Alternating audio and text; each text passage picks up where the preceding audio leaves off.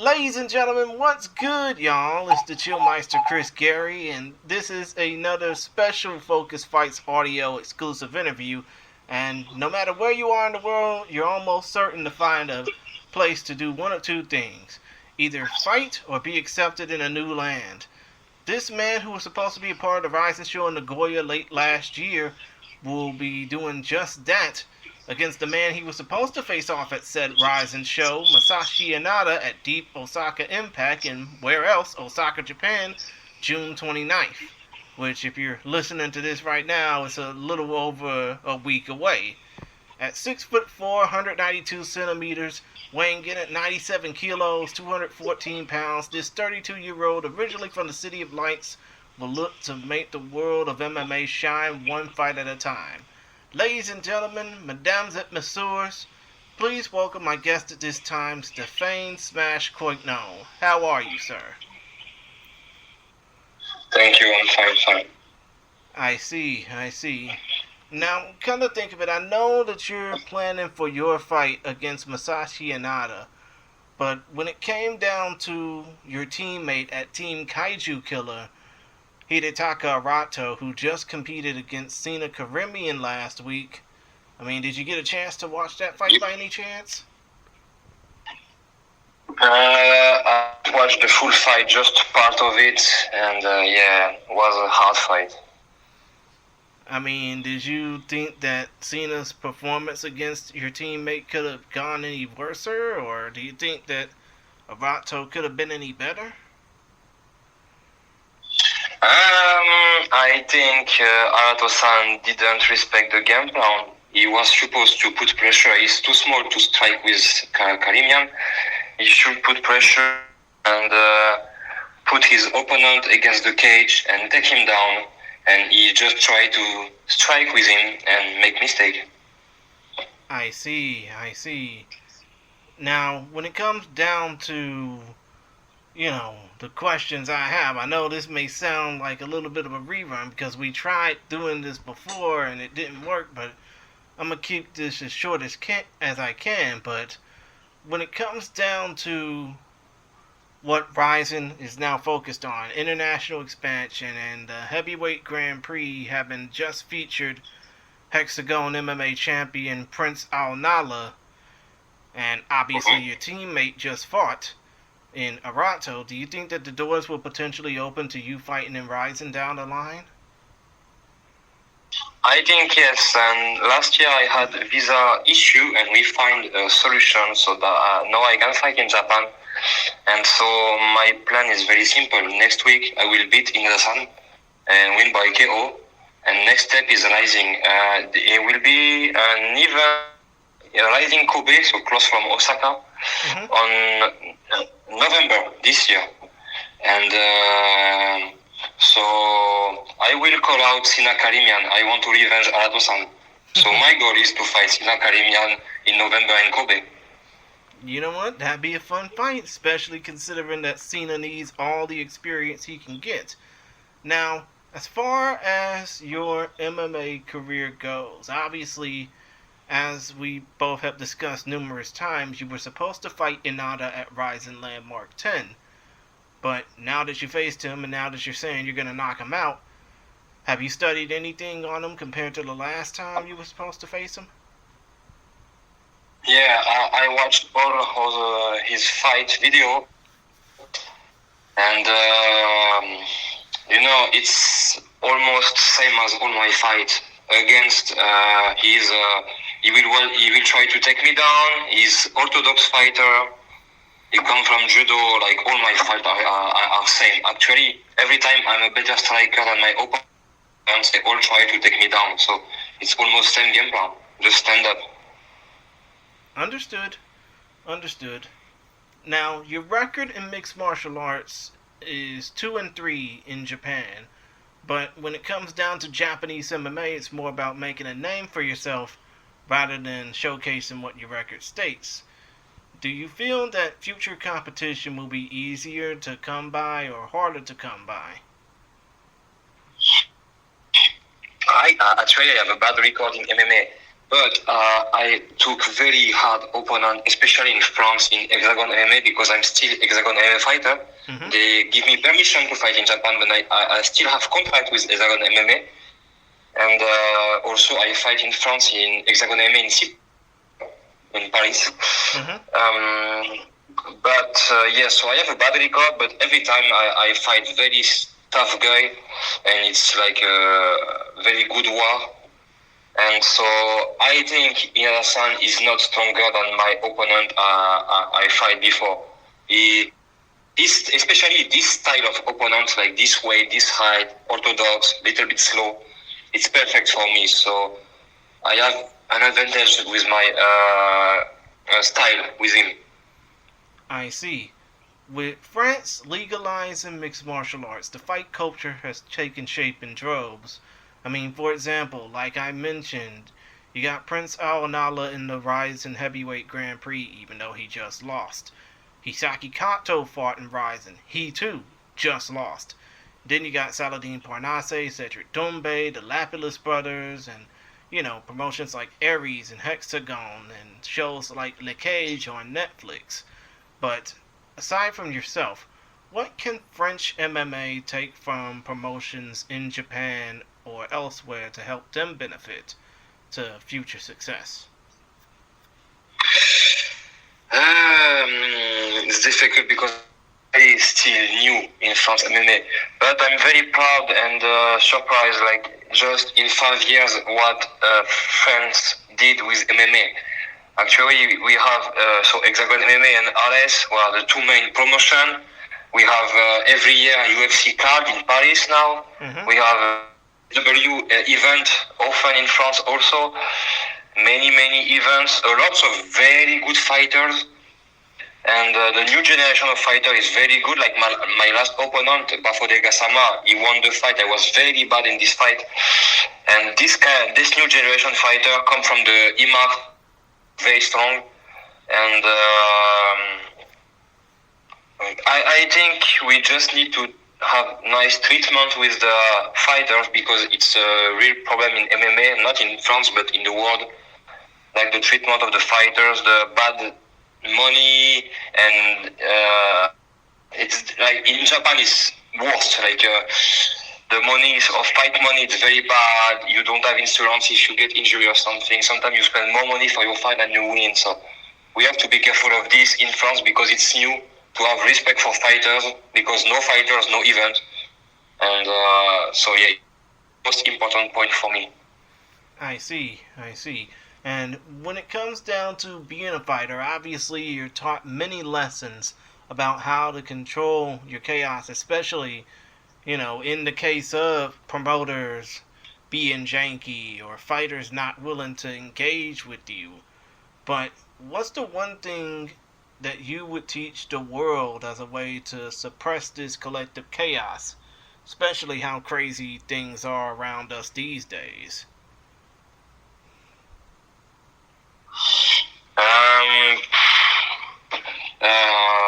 I don't know, but as a fighter, just for everyone who want to become pro fighter or anything like this, just don't think too much about the pressure. Actually, we have too much pressure with social media and everything like this. Just focus on your fight. It's just a cage with two men. Actually, when I fight, I don't see the crowd. I just see me, the referee, and the other guy in the cage. And focus on this and try to do my best, and that's it. And it's what I try to do in my life every day, do my best and be better than yesterday. I mean, that could be a good way of thinking about it. Especially when it comes down to it, you gotta treat every day like it's a fight. You just gotta be the main one standing at the end. And it's a fight is, for me, it's this, is I have to be better than my opponent, but I have to be better than myself every day. It's all I see my life, actually. I try to, for everything, for the fights, for my mental, for, actually I'm learning Japanese more because I live in Japan now. For everything in my life, I try to be better than every day. Understood. Than yesterday. Understood. Now, when it comes down to your career away from MMA? Obviously, you fought one time under the Shootboxing banner, and you got a knockout win under those rule set. Under that rule set. What was it like to fight under that particular style of rules, and do you think that shootboxing could potentially be an international sport down the line? It was very funny to fight in shootboxing. I went because Arato-san fight Sakamoto, and after the fight, Sakamoto disrespect Arato-san, and same as Karimian, I went for the revenge. I'm the Kaiju Killer Revenger, and so I win by TKO. And it was very funny. The rules are interesting, but the problem is there is not that much heavyweight in Japan, and especially in shootboxing. Like in this fight, my opponent was shootboxing heavyweight number 3 ranking. Mm-hmm. And in the post-fight interview, I say I want to fight the number 2 because I beat the number 3, so give me next.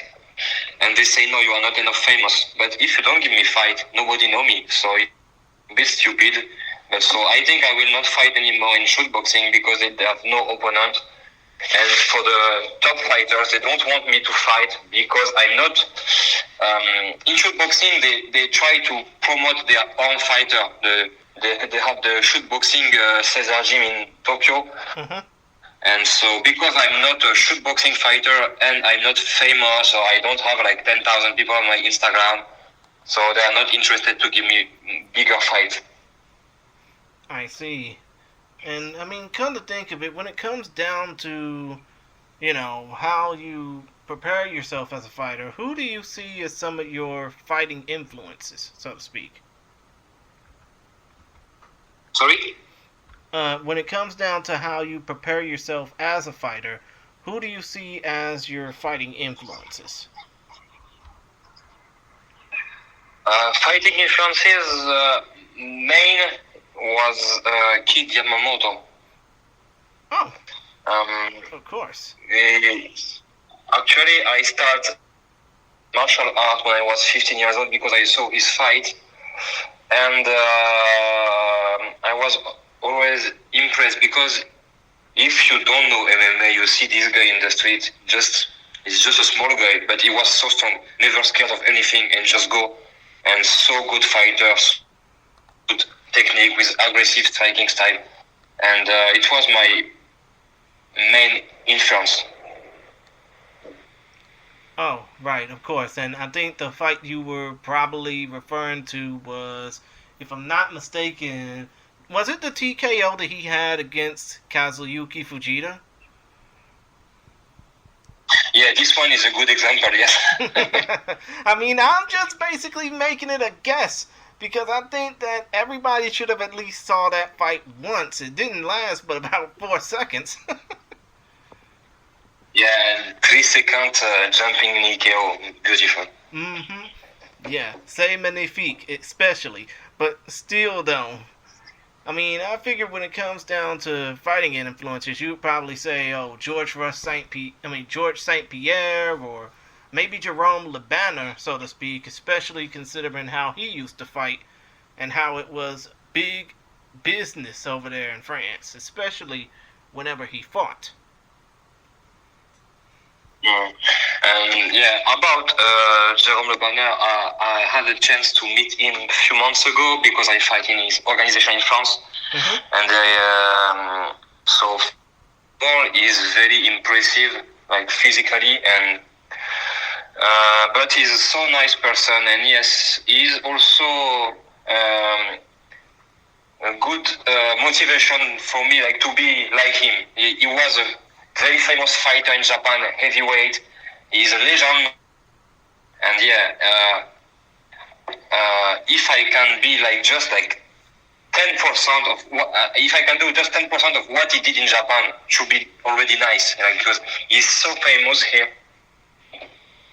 Mm-hmm. Understood, especially considering the fact of how many years he fought in promotions like K1, especially both on the kickboxing and MMA sides, or Dream, or even RIZIN, so to speak. Yeah. Like actually in Japan, every time I say I'm fighter from France, everyone asks me about Le Banner. Still now. I mean, come to think of it, you couldn't escape it because you're French. Obviously, he represented France on a high level when there were no French MMA leagues to even speak of, to be honest. Yeah. Now, when it comes down to your career, obviously, if I'm unless I am mistaken, you are in your early 30s, as am I. But do you feel that starting MMA on or after your 30th birthday is more of a pain or an advantage? Actually, I didn't start before because it was illegal in France and I didn't have a gym. But I'm still feeling good, but it should be better to start before. Actually, my body is a bit tired. I'm 32 years old. So my recovery is more long than I was 25 years old, for example. So yeah, it should be better to start before, but it's life. I start MMA. First time I tried was in Thailand, maybe 4 years ago, and so yeah, I was 28. First time in my life, I go in a MMA gym. Was funny. I tried this experience, and now I try to become a fighter. I will see. Actually, I'm 32. Maybe I will fight until my 37. Maybe 5 more years. I mean, come to think of it, we spoke about Jerome Labana. The dude didn't stop fighting until he was damn well into his 50s. So, I mean, if you want to shoot, Actually, he fought in K1 one more time last year. And in Osaka, I was at the fight, at the event, and he took a very big KO, and I don't want to take KO until my 50. But I will see. Like I'm not famous like him, but I say that. But maybe in my 50, I will. And you give me big money to do one fight. Maybe I will say yes. I don't know, but it's not my goal. Understood. So that would probably disqualify me from asking what are your future goals fight-wise. Because, I mean, everybody wants to become a world champion and potentially, be rich and wealthy, right? Yeah, but actually I'm too old and I start too late to, like most of the fighters say I want to go to UFC. Actually, I will never be in the UFC. I'm too old and I need more to improve my game, and so it's not interesting. My goal is just to be more famous in France and Japan. That's why I fight one time in France, one time in Japan, and change like this. And in Japan, my goal is to fight in RIZIN. So I hope to do this at the end of the year or next year to be a fighter. And in France, should be nice to. I want to go to middleweight for my next fight in France, so 84 kilo. And I will see how I feel. But my goal in France in HEXAGONE MMA should be like a title run. But I never fight in this weight class, so I will see what happens. Now, come to think of it, as we mentioned before, your teammates with the Kaiju Killer, Hidetaka Arato. What would be your pitch for those wanting to join Team Kaiju Killer? But actually there is no Team Kaiju Killer. It's just a name for fun because actually I'm free. And there is just me because Arato-san is my friend, so I take his name just because I'm in Japan and I get fight in Japan. I become pro fighter in Japan because of him, because he helped me. My manager now in Japan, and so I take the name Team Kaiju Killer just for him, like to respect him. But there is no Team Kaiju Killer. Actually, I don't have team. Understood. My apologies. I thought there was an actual team, but I mean, obviously, if it's just friends, that team is personal, and I don't want to basically ruin that dynamic by saying everybody can join. Yeah, no, it's not a team. Actually, I train in a different gym in Osaka, but I don't have a team. Like, for example, Arato-san, no, so the Kaiju Killer, the main team is Punk Class Inakakigumi Osaka. It's his team, and I don't train in this gym, but we train together in another one in Palestra Moinomiya, and with other fighters from other team. But for next fight, I'm free, no team. Understood. Now, I only got a few more questions to ask, and then we're going to go ahead and close things out. First of all, when you're not fighting, what is it you like to do for fun? What are your hobbies? So actually, I'm very busy, so I don't have that much fun time, but I like to do hiking, and when I have days off, I like to do scuba diving. I have a scuba diving license, and after my fight, I plan to go to Okinawa and few days do diving to relax. Okay, that's interesting. I mean, it probably make me want to think about trying to find local diving holes in my area. Now, when it comes down to this fight, if Inada, let's just say, is listening to this right now, trying to figure it out, what is this Frenchman and this American talking about, what would be the main thing you'd say to him just to tell him to be on your P's and Q's and be prepared? I want to tell him I hope he is well, because I come to win in the first round by KO. It's my goal, and that will happen. So I hope he is ready, because I saw his fight, and he don't like to strike, and he don't like take knees and punch in the face. But that will happen next week. So be ready. Understood. Is there any way your fans can get in touch with you or contact you just to tell you good luck, bon chance? Yeah, of course, you can send me a message on Instagram, SmashMoy on Instagram. And thank you for the support. And let's go to RIZIN. Okay, if you weren't fighting, what would be your plan B? What would have been your backup plan? My backup plan? Yeah, if you weren't fighting, if fighting didn't come into your life, what would have been your backup plan? Or would you just basically say fighting is life? Actually, my old job, if I didn't fight, I should keep my old job.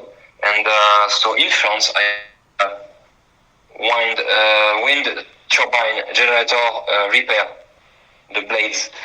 And so I did that for 3 years. And if I didn't fight, I should just go back to this job because it's nice money. And yeah, that's plan B, but I don't expect to do that again, actually.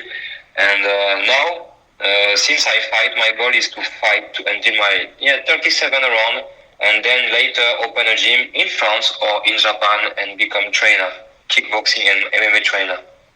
I see. And the last question I want to ask is, considering the fact that this will be your second time fighting in DEEP, but obviously you're not new to the Japanese fandom. Well, actually, no. You're not new to the Japanese fandom because you fought in GRACHAN. You were hoping to fight in RIZIN and hope to fight in there again. So what do you hope that the fans of DEEP or Japanese MMA will get out of seeing you compete against Masashi Inada?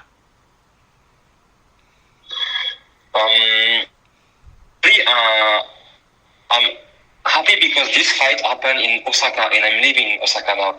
And so many Japanese people buy tickets to support me at the fight. Actually, the next week event is sold out. Really? Already. Yeah. So it will be a nice event. People came to see my fight. So it will be, actually, I want to do the best fight in my life just to show to Japanese people what I can do and why they should support me. And especially this fight is important for me because it's in my new hometown in Osaka. There is more people to support me than Inada-san, and we fight in Japan, so it's crazy. Understood. And I mean, come to think of it, I am sorry for basically asking this extra question, but when it comes down to the DEEP Megaton division at 265 pounds, I think the title is vacated right now. I don't know who has it. I think it was Seigo Mizuguchi. Last I checked, it was Rocky Martinez, who just retired. But do you think that with this bout, that it could probably lead to the potential of a new Megaton champion contender for DEEP? So actually, yeah, the champion was Roque Martinez, but he moved to fight in Black Combat in Korea. Mm-hmm. So they are making a new title match for new champion in August, DEEP Tokyo August. Mm-hmm. Ryo Sakai versus Taisei. And if I don't get the fight in RIZIN, I will ask to fight the winner of this fight for the belt. It's my goal. I don't know if DEEP give me this fight because I just have my second fight in DEEP. But if possible, I would like to be a title challenger. Oh, and you know, that would probably be cool for you to just well, actually, it would be cool for you to beat up Masashi Inada first, but then it would be cool for you to up your record to 4-3 by getting a Megaton title opportunity and excelling at that, right? Yes, and especially because Inada-san is high ranking in Japan. In typology, he's ranking heavyweight number 6 in all organization MMA. So if I beat him first round KO, it's a very good opportunity for me to ask a title shot after. I see. And I mean, come to think of it, it's kind of crazy for me to ask, for me to say, hey, get your tickets now or watch on this service here so that you can see this man compete. But I just realized when it comes down to DEEP, not a lot of fans from around the world can see it. So, you know, that would suck for me to try and ask, how can your fans around the world support you when nobody can watch DEEP outside of Japan? Am I right? Actually, you can see the fight live on YouTube. It will be live on the DEEP YouTube channel. Oh, right, because you got to pay a subscription for it, and if not, the fight will come out after a few days. But still... there is the live event. You don't need to wait. You have the live event directly on the YouTube. Oh, right, of course. My apologies. But still, though, when it comes down to Stephane Smash Coignón, you can check him out June 29th at DEEP Osaka Impact 2025. He will face off against Masashi Inada and hope to beat him to become the future DEEP Megaton champion.